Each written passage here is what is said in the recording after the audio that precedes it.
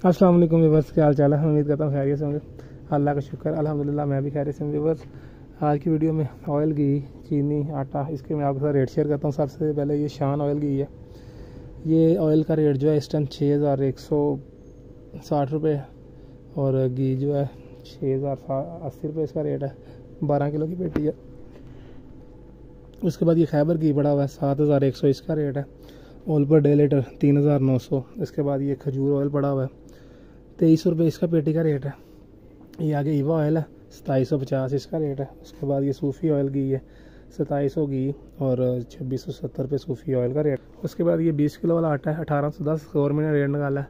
905 रुपये इसका 10 किलो वाले आटे का रेट है। ये इधर वही कराची घी है। इसके बाद ये पीछे चीनी पड़ी हुई है। आज का रेट चीनी का 9200 रुपये।